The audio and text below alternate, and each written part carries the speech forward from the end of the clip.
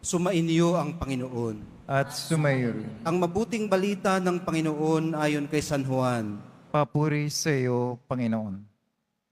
Noong panahong yun, dumating si Jesus sa isang bayan sa Samaria na tinatawag na Sicar, malapit sa bukid na ibinigay ni Jacob sa kanyang anak na si Jose. Dito matatagpuan ang balon ni Jacob. Umupo si Jesus sa tabi nito sapagkat siya'y napagod sa paglalakbay. Halos katanghali ang tapat na noon. May isang Samaritanang dumating upang umigib.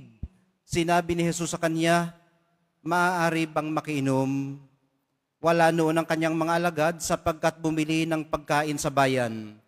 Sinabi sa kanya ng Samaritana, "Kayo'y Hudyo at Samaritana ako. Bakit kayo humihingi sa akin ng inumin? Sapagkat hindi nakikitungo ang mga Hudyo sa mga Samaritano." Sumagot si Jesus, "Kung alam lamang ninyo kung anong ipinagkakaloob ng Diyos at kung sino itong humihingi sa inyo ng inumin, marahiray kayo ang hihingi sa Kanya at kayo na may bibigyan niya ng tubig na nagbibigay buhay."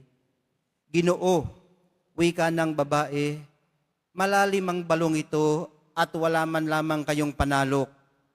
Saan kayo kukuha ng tubig na nagbibigay buhay? Higit pa ba kayo sa aming ninunong si Jacob na nagbigay sa amin ng balong ito?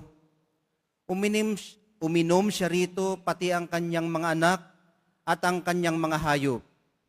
Sumagot si Jesus, "Ang uminom ng tubig na ito'y muling mauuhaw, ngunit ang umiinom ng tubig na ibibigay ko'y hindi na muling mauuhaw. Ito'y magiging isang bukal sa loob niya, babalong at magbibigay sa kanya ng buhay na walang hanggan." Sinabi ng babae, "Ginoo, kung gayon po'y bigyan ninyo ako ng tubig na sinasabi ninyo, nang hindi na ako mauhaw, ni pumarito pa upang sumalok. Ginoo, sa wari ko'y propeta kayo. Dito sa bundok na ito, sumamba sa Diyos ang aming mga magulang. Ngunit sinasabi ninyong mga Hudyo na sa Jerusalem lamang dapat sambahin ng Diyos." Tumugon siya, "Maniwala ka sa akin, ginang, dumarating na ang panahon na sasambahin ninyo ang Ama. Hindi lamang sa bundok na ito o sa Jerusalem. Hindi ninyo nakikilala ang inyong sinasamba, ngunit nakikilala namin ang aming sinasamba, sapagkat ang kaligtasan ay galing sa mga Hudyo. Ngunit dumarating na ang panahon at ngayon na nga, na ang mga tunay na sumasamba sa Ama ay sasamba sa Kanya sa Espiritu at sa katotohanan, sapagkat ito ang hinahanap ng Ama sa mga sumasamba sa Kanya. Ang Diyos ay Espiritu, kaya dapat siyang sambahin sa Espiritu at sa katotohanan." Sinabi ng babae, "Nalalaman ko pong paririto ang Mesiyas, ang tinatawag na Kristo. Pagparito niya, siya ang magpapahayag sa atin ng lahat ng bagay. Ako'y nagsasalita sa iyo ang siyang tinutukoy doon," sabi ni Jesus. Maraming Samaritano sa bayang yaon ang sumampalataya kay Jesus. Kaya't paglapit ng mga Samaritano kay Jesus, hiniling nila na tumigil muna siya roon at nanatili siya roon ng 2 araw. Marami pang sumampalataya nang mapakinggan siya. Sinabi nila sa babae, "Nananampalataya kami ngayon hindi na dahil sa sinabi mo, kundi dahil sa narinig namin sa Kanya. Nakilala naming siya nga ang tagapagligtas ng sanlibutan." Ang mabuting balita ng ating kaligtasan. Pinupuri ka namin, Panginoong Jesucristo. Magsipo muna ang lahat. Yung maigsi po ang binasa natin, mga kapatid, na version ng Ebanghelyo ngayon. Doon sa mahaba, mayroon pa doong naka-insert na dialogo nila na tinanong ni Jesus kung nasaan ang kanyang asawa. Hindi man gusto ng babaeng Samaritana na pumasok sa dialogong yun, hindi naman napatinag si Jesus nang sinubukan niyang ibahin ang usapan. Kasi mayroon siyang itinatago, mga kapatid. Ang kanyang kinakasama ay panlima na. Panlima na ang kanyang kinakasamang asawa. Ngayon, hindi iyon ikinatutuwa ng mga Hudyo. Dahil sa kanilang kasaysayan, itinuring nila ang mga Assyrians na nag-settle down sa Jerusalem bilang mga iba sa kanila. Ano, mga kapatid? Kaya nga, nakakita ng napakalaking pag-asa yung babaeng Samaritana nang malaman niya na nagbibigay si Jesus ng tubig na nagbibigay buhay at hindi na kailanman mauuhaw pa ang iinom noon. Eh sabi niya, bigyan niyo ako niyan para hindi na ako pumunta dito sa balon na ito. Dahil nga, maaaring iniiwasan niya yung pagpunta doon. Dahil hindi lang naman siya ang umiigib doon. Karamihan sa mga Hudyo, nag-iigib doon ng umaga o hapon pag medyo malamig-lamig na. Sa kanyang pag-iwas, katanghaliang tapat siya, umiigib. Doon niya inabot ang Nazareno na nakaupo sa balon, mga kapatid. Ang hindi lang naging malinaw agad sa kanya ay yung ibig sabihin ng tubig na nagbibigay buhay na sinabi sa kanya ng Nazareno. Isa po itong metaphor sa kanyang kapangyarihan at misyong maghatid ng kaligtasan para sa lahat. At sa prosesong iyon na kanilang pinasukan, ang dialogo, unti-unting nakilala ng babaeng Samaritana si Jesus mula sa pagiging Ginoo, Sir, papunta sa pagiging propeta, papunta sa pagiging Mesiyas. So, kung inyong napansin, nagbihis ang pagkakakilala niya sa isang estranghero, sa isang iba sa kanya, dahil sa kanilang dialogo. So, sa ganyang paraan naman natin nakikilala ang Nazareno. Ini-encounter niya tayo, hinaharap kung saan tayo tutugon, pumapasok tayo sa isang dialogo sa Kanya, at nakikilala natin siya kung sino talaga siya. Matapos nating makilala kung sino talaga siya, kung sino ang ating nakausap, kung sino ang ating nakaharap, sumusulong tayo sa sarili nating misyon at sa tinatawag na witnessing, katulad ng ginawa ng babaeng Samaritana pagbalik niya sa kanila doon sa Shechem. Ginawa niya doon ang gawain ng isang apostol, witnessing.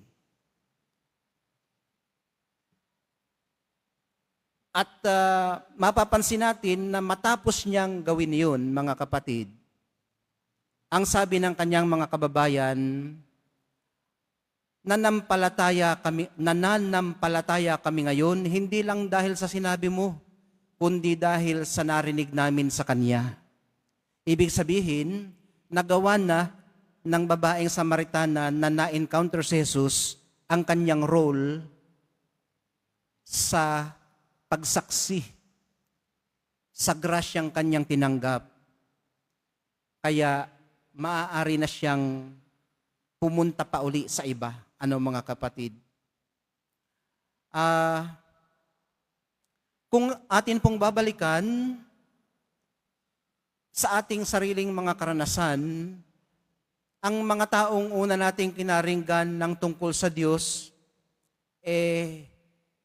hindi mismo ang Nazareno, kundi mga tao na hindi natin maituturing na santo. Sa halip, yung mga malalapit sa atin, nakilalang kilala natin ang pag-uugali, at alam na alam natin ang kakulangan.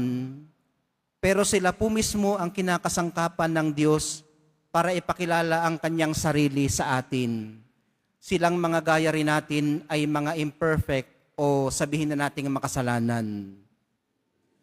Sa unang pagbasa mga kapatid, narinig nating gumamit ang Panginoon ng bato para mag-provide ng tubig. Sa Ebanghelyo, ang pusong bato naman natin ang tinibag ni Jesus upang mula doon ay dumaloy ang tubig ng buhay. Ang tubig na nagbibigay buhay.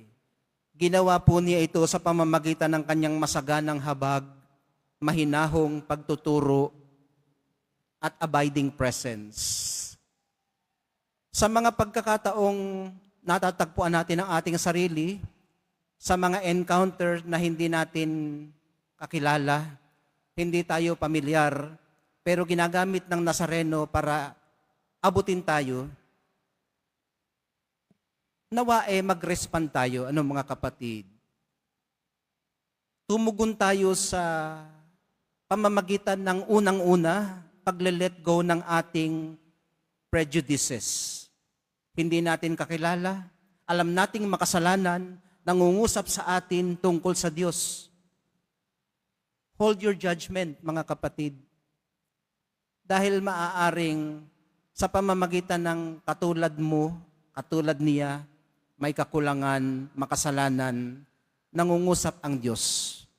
Tumatawag siya hindi ng mga qualified. Tumatawag siya at hindi nagiging qualification kailanman ang pagiging makasalanan. Ang ibig po nating sabihin, inaabot niya tayo sa pamamagitan ng may mga kakulangan at mga makasalanan kahit sila o tayo ay makasalanan. Dito po natin makikita ng mukhaan ang sense of justice ng Diyos. Iba kaysa sa atin. Mayroon tayong mga itinatakda na sarili nating standards na qualifications para mag-appeal sa atin ang kanilang sinasabi. Mayroon tayong mga pamantayan. Kinakailangan credentialized. Kinakailangan mayroong backing ng kanilang mga pinagtapusan, ng kanilang mga pinag-aralan, o mga karanasan. Pero masasabi natin mga kapatid, na maging si Jesus mismo na produkto ng kanyang lipunan, panahon at kultura na hindi masyadong nakikipag-usap noon sa mga iba kaysa sa kanila. Sa pamamagitan ng babaeng Samaritana, ay maaaring nagbihis din ng kanyang pananaw tungkol sa iba. Alam nyo ang kanyang ginawa? Hindi lang siya nakipagdialogo. Itinaas pa niya sa mataas na kalagayan ang itinuturing na outcast ng kanilang lipunan. Kinilala niya siya bilang isang kapwa na maaaring makatulong sa kanya, na maaaring makapag-provide sa kanya ng tubig na inumin.